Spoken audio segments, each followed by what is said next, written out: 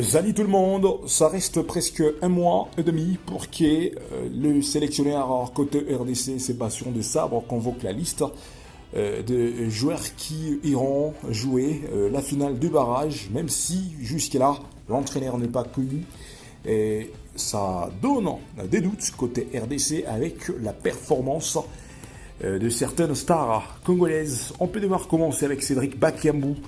Avant la finale de la Coupe du Monde, ça ne marche pas du tout. Le technicien congolais qui reste très loin en Europe. Au niveau d'Espagne, au Real Betis, c'est son club. Imaginez-vous, Cédric Bakambu, après avoir livré dans 2 matchs depuis que la saison avait démarré, 8 apparitions dans la Ligue espagnole. Le technicien congolais a réussi à inscrire une seule réalisation, mais aussi du match qui se prépare pour ces techniciens. Est-ce qu'il trouvera la dimension de marquer? Parce que hier, il avait livré la 9e rencontre, mais Cédric Bakambu n'a pas pu marquer. Son bilan côté Liga espagnole reste avec une seule réalisation. On peut déchiffrer côté l'UEFA Europa Liga, après avoir livré 5 matchs joués côté RDC. Là, nous sommes en train de vous parler de Cédric Bakambu, le technicien congolais, après avoir livré 5 matchs de l'UEFA Europa Liga cette saison 2025-2026 bien sûr, il a marqué une seule réalisation. Donc au total, 2 buts dans toute compétition confondue côté Cédric Bakambu.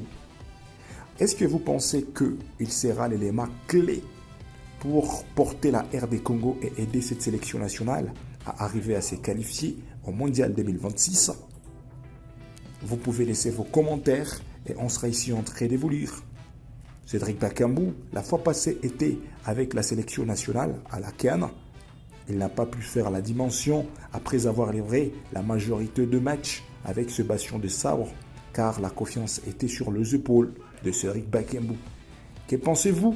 Est-ce que c'est le bon temps, le meilleur moment de chercher un technicien qui peut remplacer Cédric Bakambu pour voir comment équilibrer l'équipe et aider la sélection nationale à arracher sa qualification? Mesdames et messieurs, à vous de voir. Il n'est pas seul, on peut vous parler aussi de M. Meshak Elia.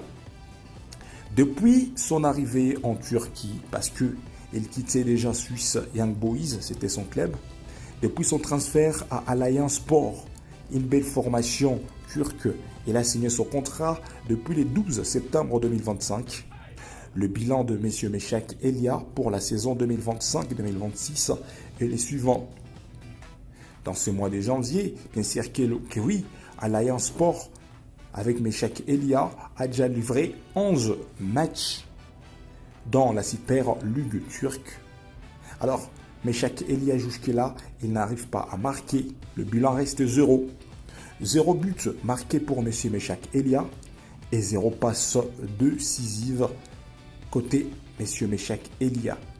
Et pourtant, on lui a donné la confiance d'être titulaire dans 4 matchs, dans 11 apparitions sur terrain très long en Turquie. Que pensez-vous de M. Meshak Elia à l'heure actuelle? Est-ce qu'il aidera la sélection nationale ou il est temps de chercher d'autres garçons qui viendront faire la différence avec la RD Congo? À vous de laisser vos commentaires. Mais aussi, on peut profiter de vous parler de cette grande actualité qui prime à l'ère actuelle sur les réseaux sociaux.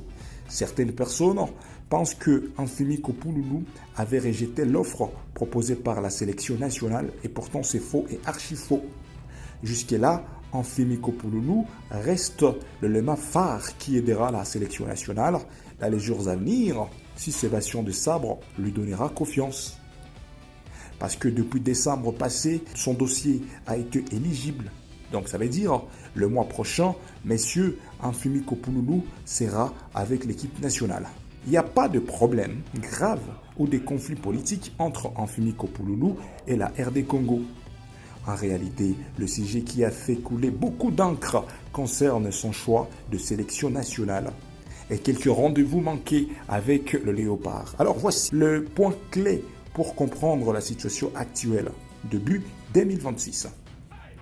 D'abord, il tenait à Luanda, M. Amfimi Kopouloulou, raison pour laquelle la formation angolaise cherchait à rester avec ces garçons. Mais malheureusement, Amfimi Kopouloulou avait rejeté l'offre proposée par l'équipe nationale angolaise. Il a accepté la demande de la Fédération congolaise du football association, la FECOFA en sigle. Depuis décembre passé, M. Amfimi Kopouloulou a été éligible. Même si tant de personnes se questionnaient pourquoi il trouvait des sélections, mais il a rejeté la liste que Sébastien Desabre proposait. Bien sûr que oui, parce que le temps passé, il n'était pas éligible. Raison pour laquelle il n'était pas au rendez-vous avec cette sélection nationale. Une grande question qui se pose. Est-ce que Amfimi Kopouloulou sera de la partie avec cette sélection nationale au barrage? Bien sûr que oui, mais à une seule condition, si Sébastien Desabre lui donnera la chance de lui convoquer Amfimi Kopouloulou, il peut être là côté RDC. Un petit rappel, Amfimi Kopouloulou, l'attaquant de 27 ans, il évolue en Pologne jusqu'à l'ère actuelle.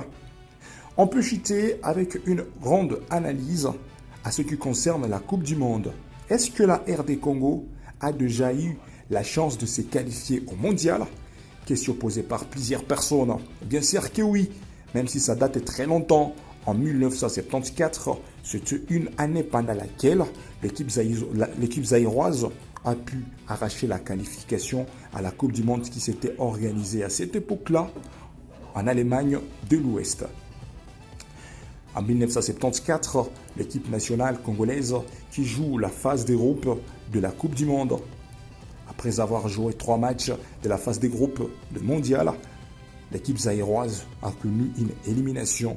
Le premier match avait opposé Écosse contre Zaïre, 2 pour Écosse et 0 pour l'équipe zaïroise. Une défaite, performance honorable malgré la défaite. Le deuxième match qui avait opposé Yougoslavie vs Zaïre, 9 contre 0. L'une des plus lourdes défaites de l'histoire de la compétition. Les joueurs démoralisés par des problèmes de primes non payées par leur propre fédération. Alors, la dernière rencontre, c'était le Brésil contre Zaïre. 3 pour Brésil et 0 pour Zaïre. Un match marqué par les gestes solides de Ilunga, les joueurs qui étaient sur le mur de coup franc, mais malheureusement, après que l'arbitre avait signalé, il avait quitté le mur pour aller dégager le ballon. Le signe qui montre à ce que les joueurs zaïrois n'ont pas pu maîtriser les règles du football. Alors, ça date très longtemps que cette équipe a pu se qualifier. À peu près 50 ans écoulés. Est-ce que vous pensez que le Léopard, guidé par Sébastien Desabre à l'heure actuelle, arrachera la qualification? Parce que la dernière année que la RD Congo avait participé, ça date très longtemps, 1974. Beaucoup d'années, bien sûr. Et rappelez-vous, en 2010, l'équipe guidée par Diemerson Boukani a pu essayer de se qualifier, mais la mission était négative. Rappelez-vous, en 2018, messieurs Flora Ibenge Ikwanye a été éliminé par la Tunisie. La mission a été impossible. L'échec qui arrive en 2022, la RDC, après avoir livré la finale match aller à Kinshasa face au Maroc en but partout, il faudrait attendre le match retour qui s'était passé à Rabat au Maroc. 4 pour les Marocains à 1 pour les Congolais. L'équipe a été éliminée. À l'heure actuelle alors, 2026, le 31 mars 2026, le Léopard de M. Sébastien Desabre affrontera soit la Nouvelle-Calédonie ou la Jamaïque. Parce que entre ces deux belles équipes, après la demi-finale, on trouvera l'idée quelle équipe qui affrontera l'autre. Que pensez-vous, mesdames et messieurs? Est-ce que c'est Sébastien Desabre, l'homme idéal qui brisera la malédiction côté RDC pour qualifier cette équipe nationale? À vous de laisser vos commentaires et on trouvera le meilleur moment de vous lire. Et si vous avez des pistes, des solutions à proposer à M. Sébastien Desabre pour voir comment qualifier cette équipe nationale congolaise, il est temps de laisser vos analyses et on sera ici pour vous lire.